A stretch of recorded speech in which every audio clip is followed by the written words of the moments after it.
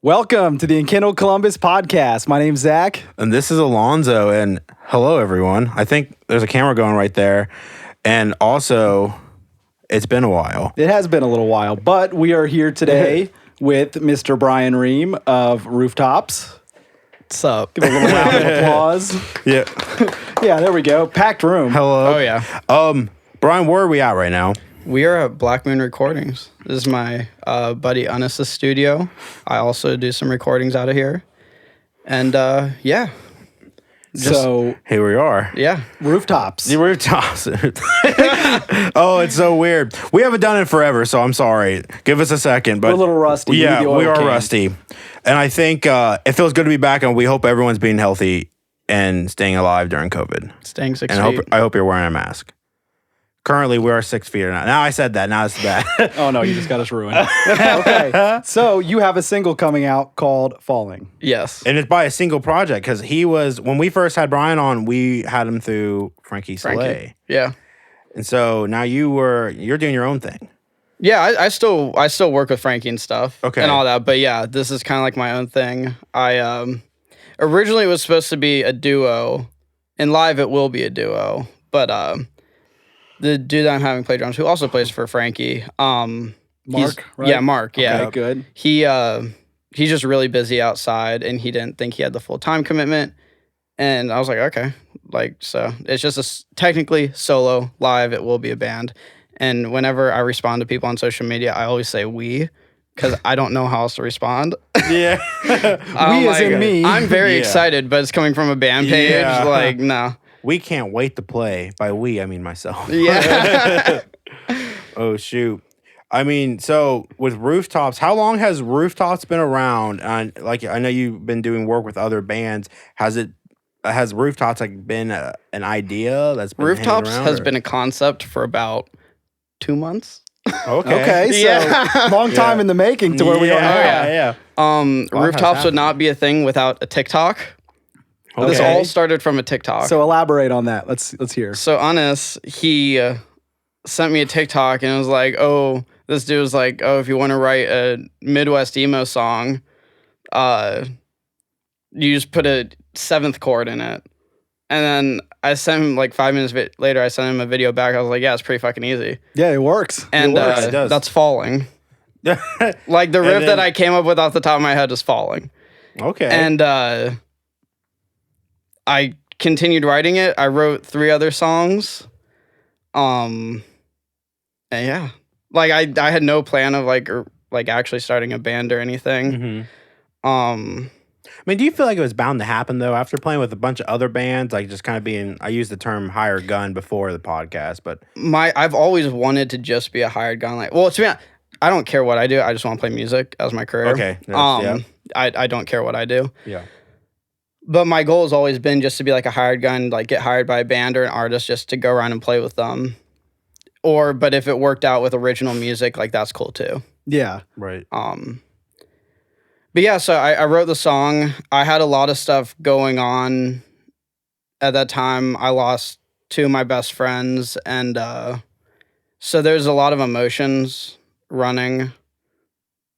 Well, you chose the perfect genre. Yeah. Midwest emo. Midwest Midwest emo. bring that out. Do you listen to American football? Is that something? A little bit. Yeah. There's definitely some influence from that. Yeah. But like a lot of the stuff I listen to is like Bring Me the Horizon and Beartooth, which is Okay, like yeah. totally Yes, you're different. toning Yeah. it down. Like I was just Yeah. listening to the new Bring Me album on the way here. Mm-hmm.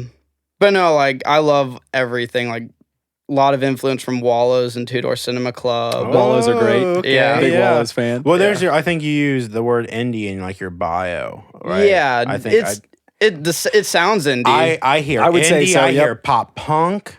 At first, I remember asking Zach, I'm like, "Is this Brian fucking singing?" Yeah, that was like, something who I was is gonna this? Yeah. I was gonna talk to you about. So you do, you're typically, at least from my eyes and maybe from what people see online, you're typically a guitar guy. Yeah. How does it feel to be behind the mic doing vocals? Is that something you're new to, or I'm not a singer. I just sing in a band. okay? I'm that's a not good way claiming to put be it. a singer, Yeah. but I just sing in a band. Is it weird? Like, okay, let's say you're writing a song starting with the riff of a guitar. Yeah. What's it like putting words to it? Like, you're now filling out the whole Literally, process. saying random shit until it something makes sense, sounds yeah. good. and then kind of writing around that. You said you had a couple songs written, so did you write the music first and then words follow? Is that how you write? That's always how I've written. Mm-hmm. Same. I'll come up with like lyric ideas. Yeah. I work in a warehouse. I drive a forklift for 8 hours a day. A lot of stuff goes through my head, good and bad. Sounds like me. Yeah. You can only cry so much as a man, Bryan. Yeah, your boss starts to question you after like the 5th time in a row. But yeah, so I'll come up with lyrics in my head and stuff, but really it's sitting down with a guitar and just coming up with a cool riff idea and then building it from there. Yeah, I feel like for me that kind of makes the most sense because you kind of let the music do the talking. Like when we write our songs, it's always the music comes first, and then whatever that music is, telling me or whatever whatever vibe it has, the lyrics just come from that. The music creates an emotion. Yes, and from there you can emphasize that emotion with words. Right. And I think I talk about this like I think every podcast we've ever done. It's been a while, and it's just now kind of all coming back to me a little bit. I think it's probably nice maybe working that 8-hour day and then coming home to like to a form of self-expression. And I think maybe like you have all these thoughts through the day. I'm sure that's just a nice release of sorts. Yeah, but also I would die to get out of my day job. Yeah. So, as would anybody, yeah, I think. right. So. Yeah. I do music. I play in a couple bands and also recording people and stuff. And I'm just trying to get that to the point to where it is consistent enough to where I can make that my career. Yeah. Well, let me ask you this. Do you think that day job is an important step to doing what you want to do? Absolutely. It motivates you so much. To get out of it? Or exactly, yeah. Okay. It makes me feel so good. Like a couple weeks ago, I had 6 recording sessions back to back in 7 days. Mm-hmm. And so I didn't work that entire time, and it felt so good. Oh yeah, because it's like you get a little taste of your dream of like just being able to do music all the time. Exactly, yeah. Yeah. And I think that's a super beautiful thing, and having like kind of your day job fuel your passion into getting to where you want to go. Yeah. Also, it brings you down to earth a little bit because like I don't really feel that way. Like, yeah, some things will make you feel a certain way, but like I think some people, a lot of this stuff is happening to them if they're in the entertainment industry or whatever, and it just keeps building up, and you can get an ego from it or whatever. Oh yeah, absolutely. But then you have the slap in the face when your boss tells you to go move some shit across the warehouse. Yeah, you're like, so it's like it's a good thing to keep you grounded for sure.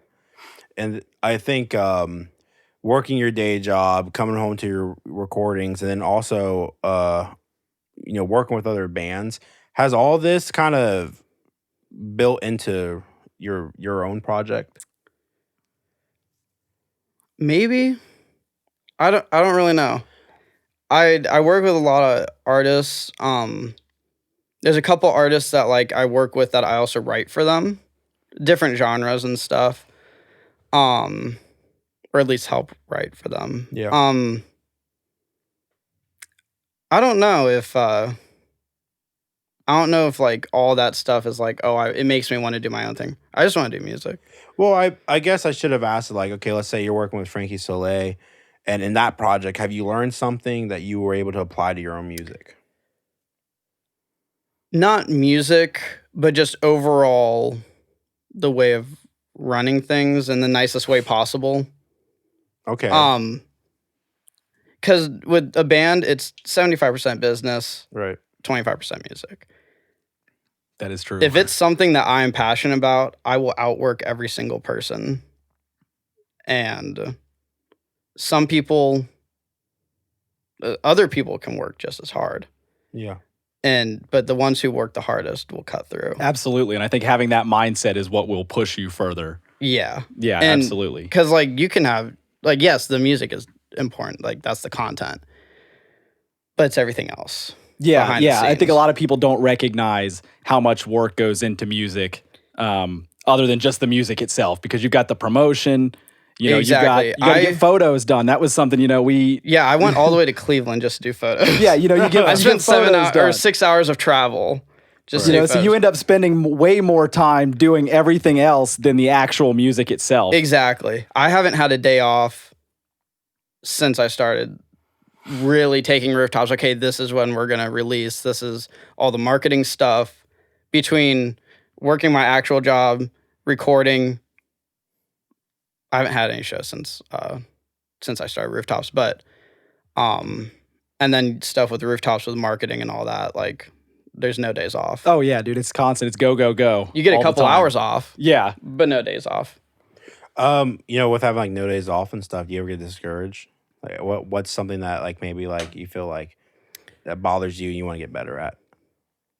Like, are you saying like, does it bother me that I have no days off? Well, like not no days off, like just in general, like working as hard as you are, is there anything that discourages you? COVID.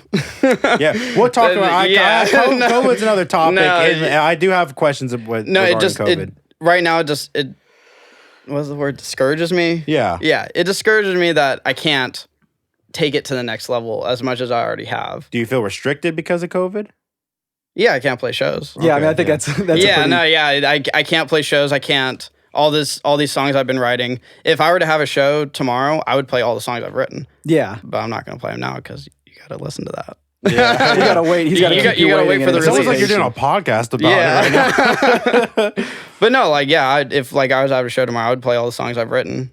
Yeah, and yeah, that's what discourages me. Just not being able to do the full to do what I love. Right. Yeah. Now, do you find it hard or limiting to kind of be a one-man band right now, or do you think that gives you more advantage in the fact that you have full control over everything? I have full control. One thing I like about being in smaller bands, that's why, like when I was helping Frankie start, I was like, we should make this a 3-piece. That's why Rooftops is a 2-piece when live. I hate working around other people's schedules. Okay, I've been in a band with 6 people. The other country band that I'm in is 5 people. Thank God I don't have to deal with any of those schedules. I just hate, like, I want to be able to, okay, we're going to have rehearsal today. Cool. I only have to talk to 1 or 2 other people about it. Yeah. Hey, this just came up. Are you able to do it? Yes. Okay, cool. Yeah, I think everything gets a little sticky when other people's schedules get involved. Exactly. And, so being a 1/2 person band is very freeing, and to be able to, it just makes everything easier. Yeah, when you want to lay something down, you can sit down and lay it down. Exactly. I think for me, the problem I have doing that is like bouncing ideas back and forth. I think is important for me. Being able to, I write a guitar riff and I'm like, hey, Alonzo, check this out. What do you think about that? And then, you kind of have a little bit of collaboration. That's definitely something I want to get into, working with other people around Columbus on songwriting. With these first couple songs, there was some collaboration with other people, but majority, like 90% of it was all me. I'm saying it in the least egotistical way. No, I mean, if that's the best. No, I'm the worst. Shit. But that's just how it happened. Yeah. But working with other people is definitely something I want to do. I'm working on a song right now, and I already have someone in mind that I want to play synth on. Okay, dope. So you've got ideas. Exactly. Yeah. And I would like to get to the point where I'm actually sitting down with people and like, okay, let's write a song. Yeah, absolutely. Yeah, I think, I totally agree. Like, once other schedules and stuff get involved, you kind of get reamed.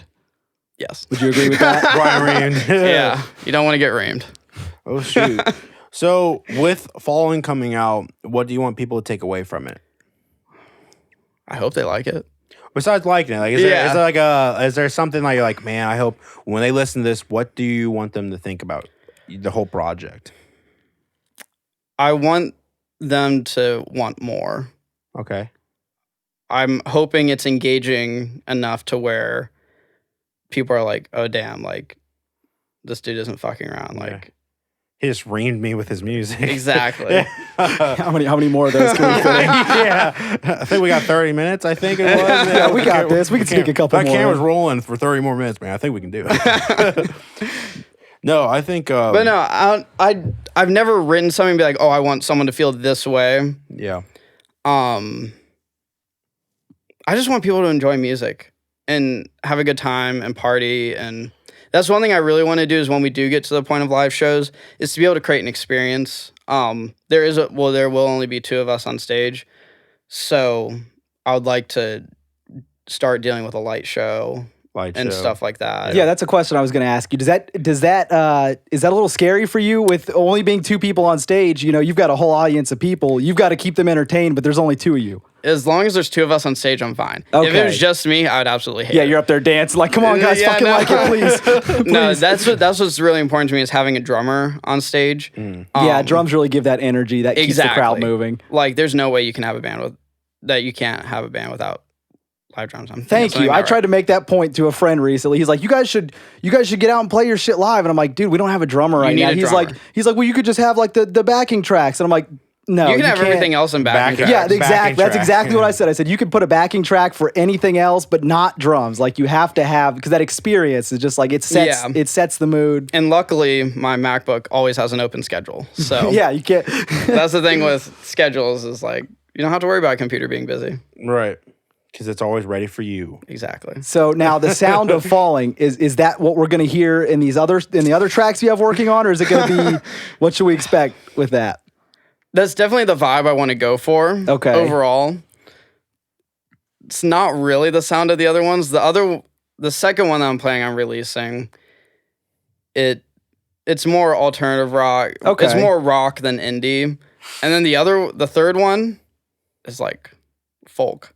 Okay, so you're mixing it up. Yeah. Like an alternative folk indie. Kind of has some camp vibes. Yeah, I think that's cool though because it kind of shows your versatility. Like the main as an instrument is acoustic. Yeah, and stuff like that. Definitely the sound I'm going for overall is like falling. Okay, yeah, no, I think that's cool. Because it kind of shows that you're versatile as an artist. It shows, and you are in general because you play. You're in all these different projects. You work with country artists. You work with everything across the spectrum. So you are versatile, and I think that shows that in your music. And it stops people from they hear one song and they think, oh, that's what it is. But when you have a multitude of different sounds, you can really bring in new listeners that way. That means a lot because I like being versatile. There's some people where they're stuck to one genre. Yeah. I like being able to, yes, I can play country. Yes, I can play rock. Yes, I can play pop. Yeah, and it just makes you more talented in general. And like even if you can with Mark, who's going to be playing drums, he can play everything. Yeah, this dude will play you some 5/7 jazz. Yeah, I don't know what the fuck that even means. Yeah, 5/7. Yeah, no. But then he'll go and play you like Foo Fighters and Blink-182 and like he'll do it all. That's good though because I think if you want to make it somewhere, you're giving yourself the most amount of choices possible. You're going to make it in one of these projects, but it's good. It's a good thing that you're able to be all over the place. Yeah, because one of them's going to work. You just have to get yourself involved in as many as possible. I don't know if this is a good question. I don't know if I can ask it well, but I'm going to try it. Do you think your music will fit in well with the Columbus scene? I think so. I think it's the same. It'll fit in, but it's different. I hope. Well, what is the Columbus scene? Like, what do you think are... That's a good question. Yeah. The Columbus scene is very wide. It is. Because I think metal, and then a metal. Well, yeah, there's tons of metal bands. But yeah, then there's indie bands, there's you guys, there's... Yeah, I don't know what the fuck we are. Yeah, every song we do sounds way different. So there's like Last Youth, they're doing everything from like super poppy to where even some of their songs have like harder guitar riffs in it. Then you got Bill Murray, who just released a song that's like rock, pop, EDM, country, all in the same song in 3 minutes. Like, there's so much good music in Columbus. I would argue with anyone that Columbus is one of the top 5 music cities in the country. Definitely. I think it could be number 1. Yeah, if it's not now, I don't know if it could be number 1 just for the quantity of. There's not enough quantity. Like in musicians in musicians and support from the community, but definitely top 5. It's not Nashville, it's not LA, it's not New York. Well, I think like Nashville, and I love Nashville, but I think it's changed since it's being like it was the music city, but I don't think for how expensive it's getting and stuff like that, you know what I mean? The expenses, yes, but also you can't walk down the street and every single bar has a band playing in it. Right, that's true. That's true. I don't think Columbus will ever get to that. I would love to see it get to that point. Oh, yeah, definitely. Absolutely. Well, what do you think the community needs to do for that to change? I know this is getting kind of like, Damn. but, yeah. Biden's running for office now. We're hitting it with the hard hitters. So Trump's running and Biden's running, but how about you, Bryan? Yeah, where do you fit in as a third party here? Right now, who are you voting for? No, I'm kidding. I'll vote for whoever. Whatever's best. Well, okay. I'm sorry. I totally ran that off. Okay. What needs to change in our community for us to be a music city? The number one, in your opinion. I think just the openness from the community to accepting more live music and support from the people. I don't think it's the musicians. I think it's everyone else. Yeah, I think we have the talent here. I think we need more of a. Do you think our culture here doesn't have as much music in it as it should? I feel like music. No, because all like the festivals and stuff that happen around Columbus, they all have live music.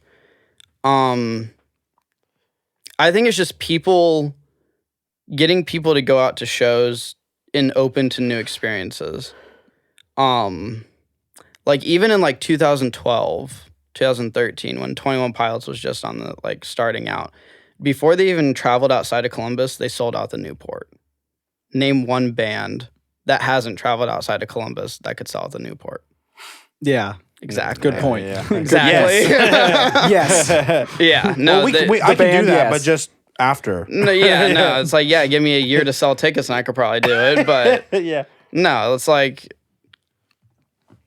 I don't know. It's just getting people to, and really emphasizing like, Columbus is a college town.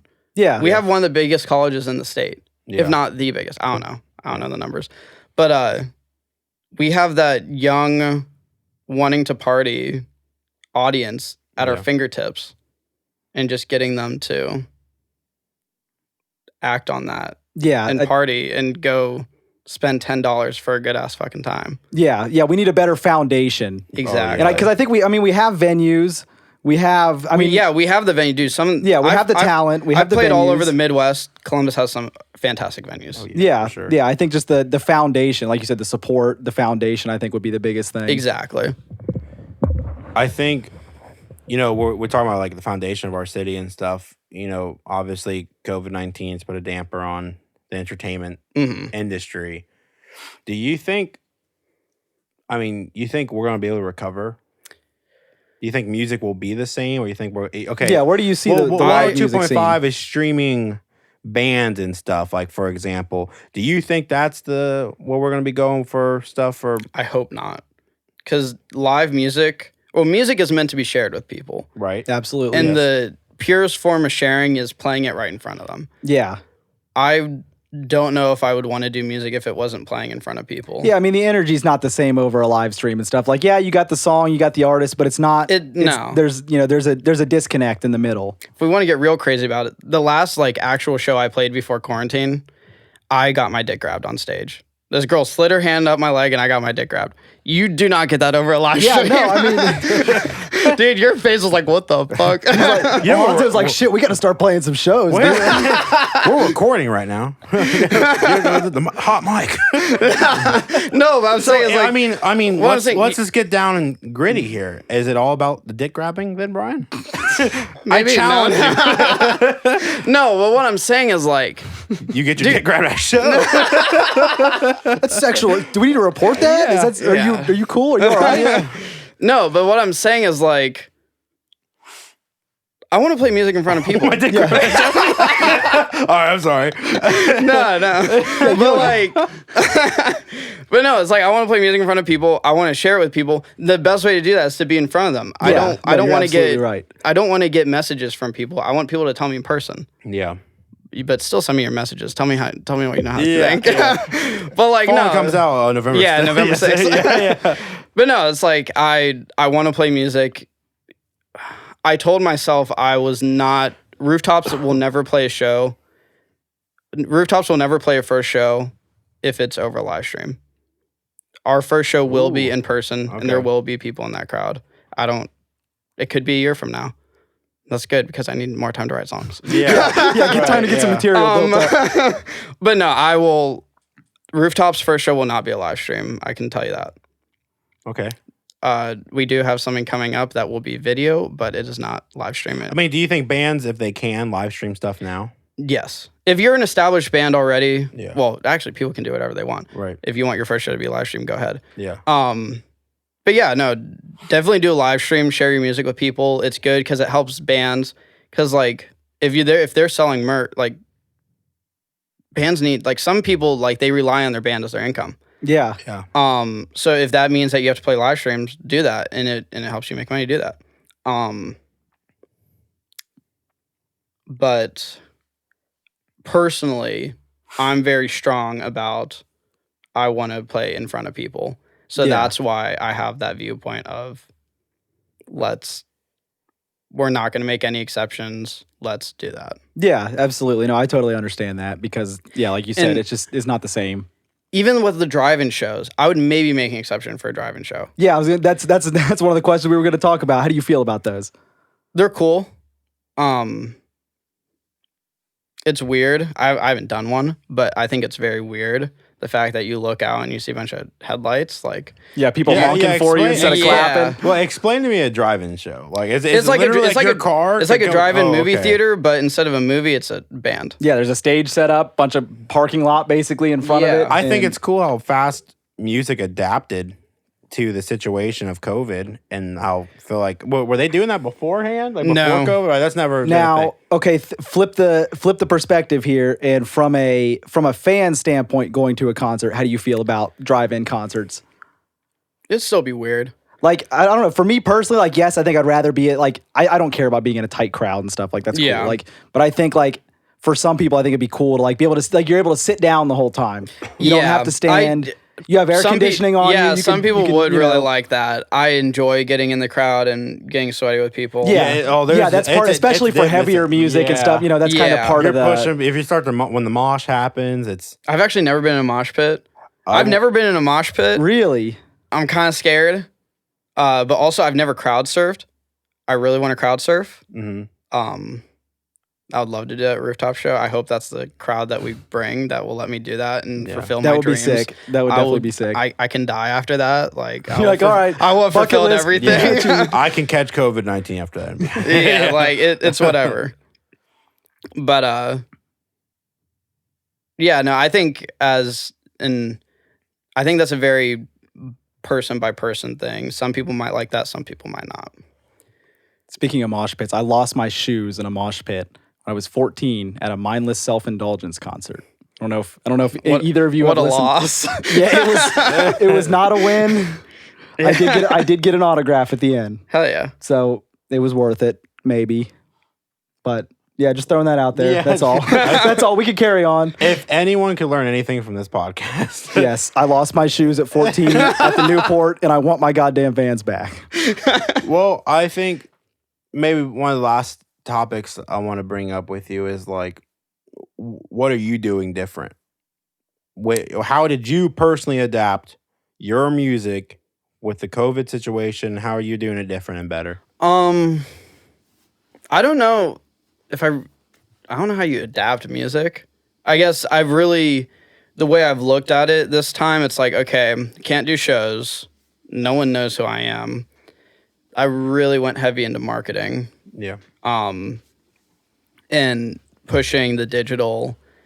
We already have an idea, like the song's going to be on TikTok. We already have an idea of stuff to post for if we could create a TikTok trend. As much as I hate to say it, I would love to blow up on TikTok. Hey, it's all the same at the end of the day. Yeah. I can put on, I would, if I were to apply to another job and be like, I blew up on TikTok, I will put that on my resume. Yeah, I'm TikTok famous. I'm very proud.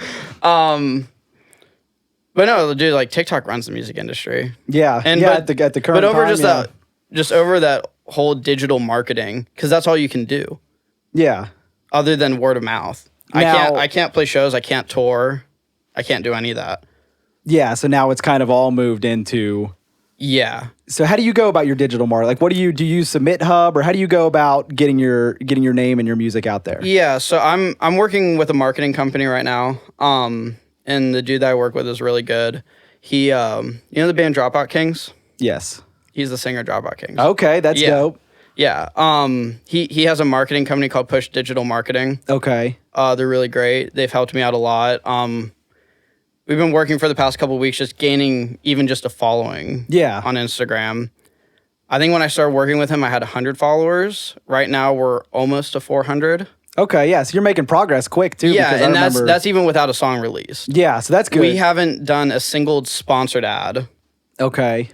That's where everything is really going to start to unfold, is working with sponsored ads to get pre-saves for the song, but then also another sponsored ad for after the song comes out, and doing that, because he'll post stuff on his social media where he's working with bands that he'll do a sponsored ad and it'll get 500,000 views. Okay. So which is that insane. That would be huge like for somebody. And helping bands get on. He worked with a band that was on top 100 for rock or something on the Billboard charts. Okay, wow. Which is crazy. Yeah. But working with that, and then he's also helping with submission to playlists. Okay. And getting me into podcasts and all that stuff. And I think that's something, because that's something that a lot of bands don't do. They want to grow. It is organic growing. It is organic growing, but they want to grow organically with just word of mouth. And you can't, in today's day and age, you cannot do that. You can't. I don't care what anybody says. You have to put the work in, and there has to be money involved. As much as it sucks, I mean, but exactly. you have to. I think if you're going to do something you love, I mean, it comes with. It's worth it. It's worth it. You're investing in yourself at the end of the day. And you also have to believe in the product that you're putting out. Right.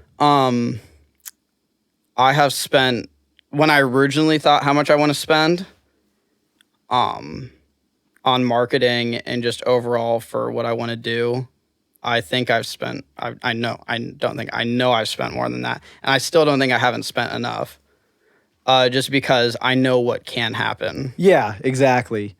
Yeah. And that's kind of hard too. I mean, it's all about working with what you got. Exactly. And I would like to get Rooftops to the point where it's self-sustaining. Everything that's generated by the band, it goes back into it.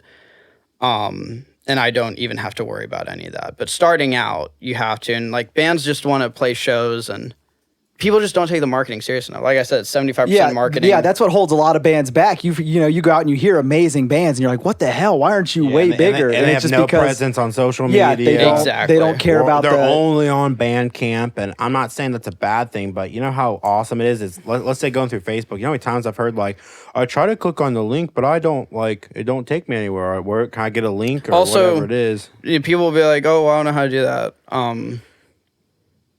Like, they'll post their stuff on Bandcamp and get donations or whatever. I've never been on Bandcamp, so I don't know what it's like. I think it's donations.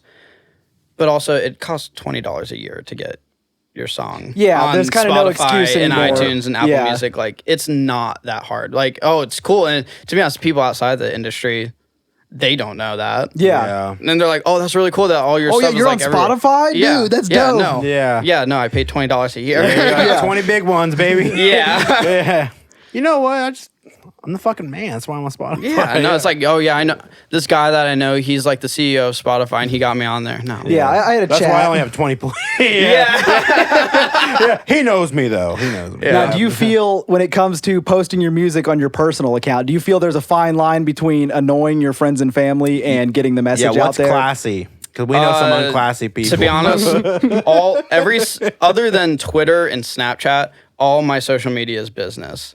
Like, my personal Instagram is me as a musician and trying to get, I'm a guitar player. Yeah. These are the people that I'm playing for. Yeah. Same with Facebook. Yeah.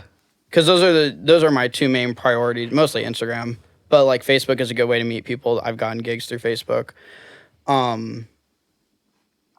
But like everything is, I don't care what people think. If you don't want to follow me, unfollow me. That's kind of my mindset with it too anymore. I used to worry back in the day of like, man, if I post too much stuff, like people are just going to be fucking annoyed. They're not going to listen. And now I'm like, well, you know, like if my music shit annoys you, then you shouldn't be following me anyway. Exactly. Right. And also I don't know if this is just a personal thing for me, but I didn't go to college. I'm not getting a degree or anything. I guess it helps me prove to people, hey, like I'm actually doing shit with my life. Yeah, and I think that's a. I mean, this could be a whole podcast of itself. I think, would you call it a stigma? Like you need a degree to be a good life. I think success is subjective, and I think success is whatever you are happy with your own fucking life. Exactly. Yeah. And I think you only need a degree if you are dealing with someone's well-being. Okay. Or health, which is also considered well-being. Yeah. So if you're going to be a doctor, a lawyer, a teacher, that's about it. Yeah. Yeah, and that makes sense. I mean, I started to kind of feel like some people will just never understand people who do creative things for a living, and that's okay.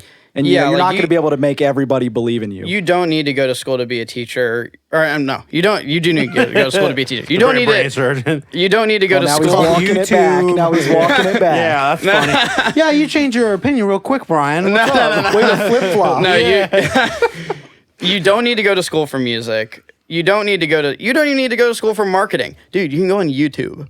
Yeah, it's all there. Skillshare. Exactly. I wish that was a video sponsor today, but it's not. But you fucking who's that guy in his garage? I got all these books here.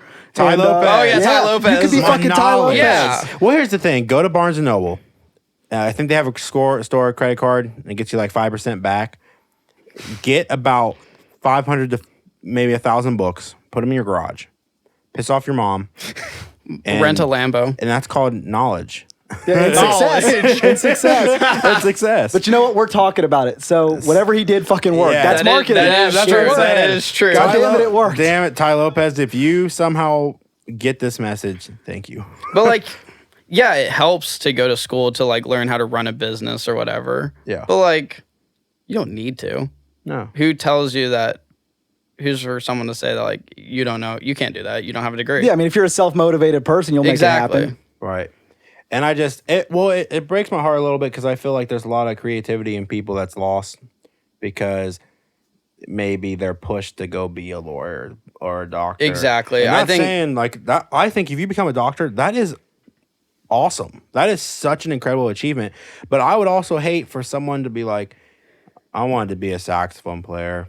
like something so, I know it's like so random, but like. Yeah, no, but it happens every day. Yeah, I mean, every single day, it's someone, rough. Someone feels pressure from the outside to do something professional or to be something. I think a lot of it is the parents. Yeah.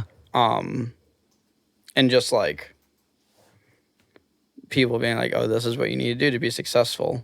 Which I find very interesting because from a personal experience of mine,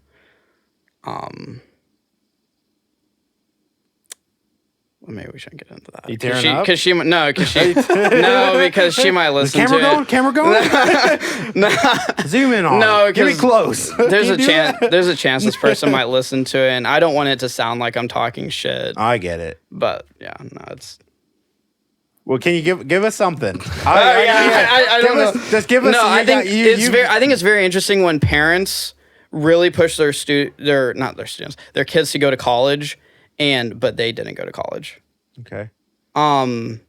Whether I could see from the standpoint, oh, you want your kids to be better off. Yeah, they want to put you in a better situation. But if the parents are very well off and they didn't go to college. Yeah, so then you're kind of like, well, I mean, look, you can be successful without going to college. You can be successful with an associate's degree. Yeah, absolutely. Or whatever, which is still college, but yeah. You know what I mean? Yeah, no, I think now it's easier than ever to not go to school and still be successful. It's very oversaturated because everyone wants to do it now, to an extent. But I think everyone wants to do it, but no one wants to put in work. Exactly. Yeah. Yes. Yeah. Exactly. And people find that out real quick. Like if you're in college for the wrong reasons, you will not stick around. Yeah. Oh my God. I don't even like. Yeah, I'm looking at you, Alonzo. Yeah, my whole life has changed. It's not, it's like people don't realize when I wake up every day, I wake up, I work on music up to when I have to leave for work. I go work 8.5 hours every day until 12:30. And I come home and I stay up till 3 a.m. working on music. I think that's the coolest fucking thing about artistic people, though, is that like you'll spend so much time doing something, and really it's just like you're just putting something out there, and it's like it's not even a lot of the time it's not even a physical product, but there's just something special about like creating something, and even you don't even have to do it for other people. Just doing like you feel an itch to just do something that's not what everybody else is doing. Yeah. You want to create something for yourself. And I think that actually may be a segue into like kind of maybe bringing everything to a close here is like, what is it that your project is doing for you? What have you personally gained from doing this? I think I've learned more about creative expression since majority. I've played in multiple bands, but I've only played in one original band where I was part of the songwriting process. I was like, okay, my name is really on this. You feel more invested since it's like these songs are like my kids. Yeah. To an extent, like if they piss me off, you're gonna have a lot of kids. If they piss me off, I'll throw them up for adoption. Right? Yeah. I can delete them. Yeah, I can delete them. I put you in this world. I can take you out. Usually, if we're talking about human lives, that's frowned upon. But like, not with music. No. But no, it's definitely given me more artistic expression. But also with music, I just like playing music. It doesn't matter if it's the artistic expression for me or playing someone else's songs or doing covers. You feel like you go crazy if you couldn't do music? If you just could I don't know any different to an extent. I've been playing guitar since I was 10. Same. I'm in the same boat, dude. It's like I was awful in school. I literally almost failed out of high school and probably would have had to do like a 5th year or something, or summer school or something. All I know is music. If I were to go to college, I don't know what I would go for.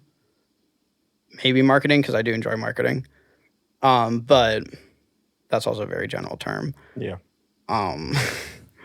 But all I know is music, and people are always like, oh, you should have like a backup plan. Why would I think about a backup plan when I can put my sole focus into one thing and that's all I have, and it drives you more.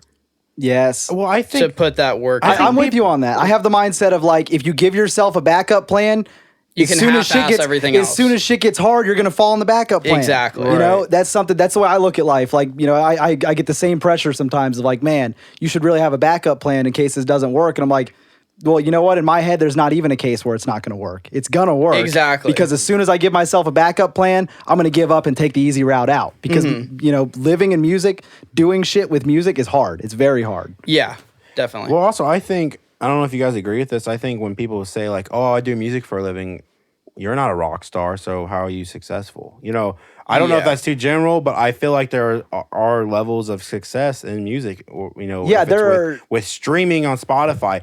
Let's say like you don't play all the time, but let's say you're getting like hundreds of thousands of streams. You could live off that. I think we could all agree. Yeah, there are a ton of people who literally just the only thing they do is make music and they make their living and they're not a household name. The majority of them are not a household name. Literally before you guys came, I had a recording session here.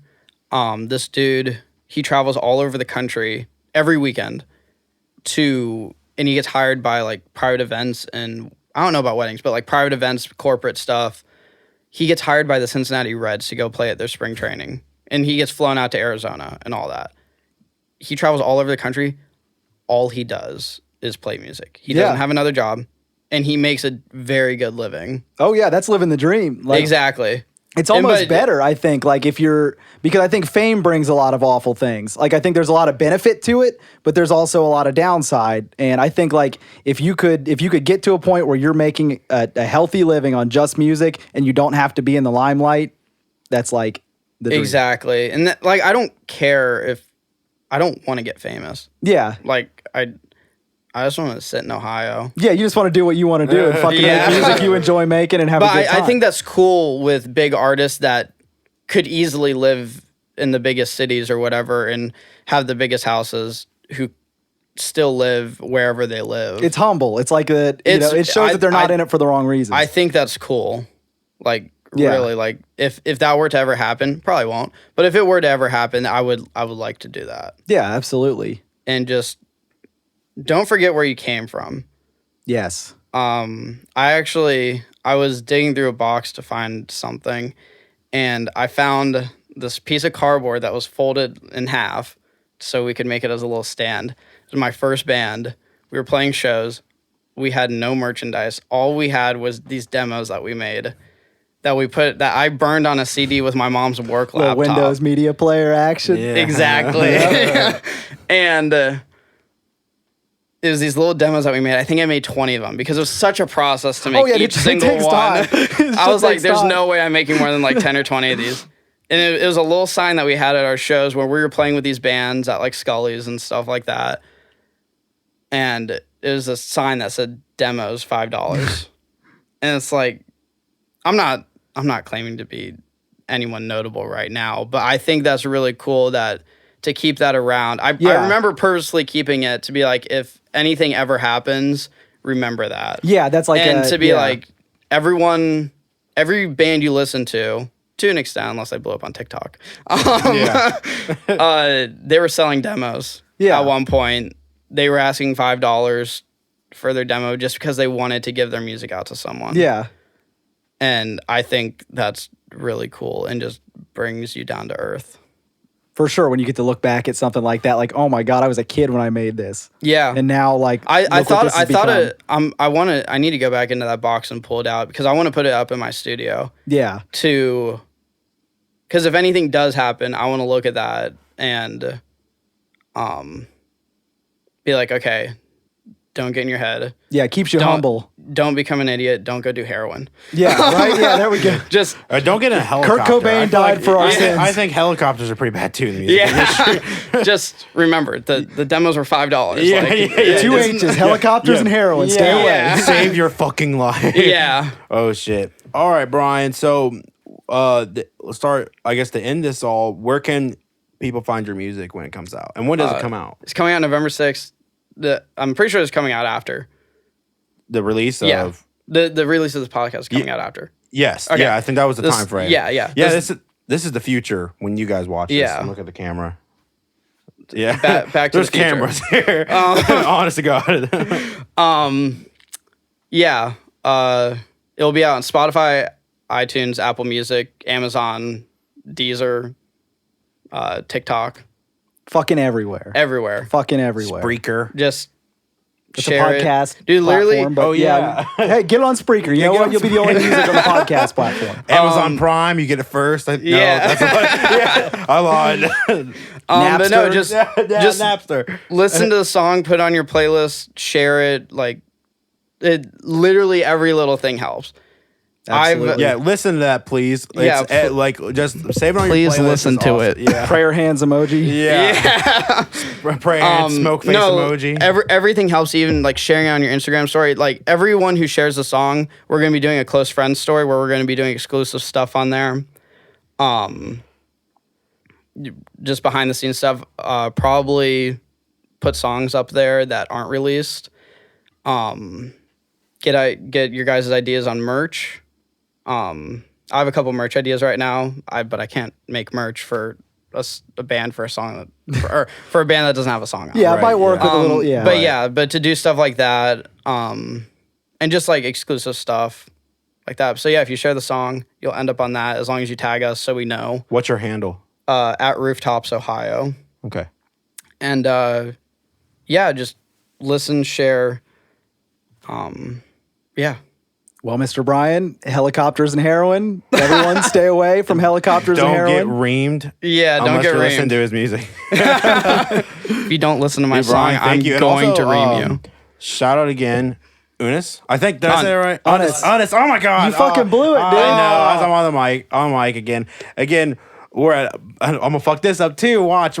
Black Moon Recordings. Right. You got it right. Yes. Yep. That's where we're at today, and we want to say thank you for hosting us tonight. And it's been freaking real.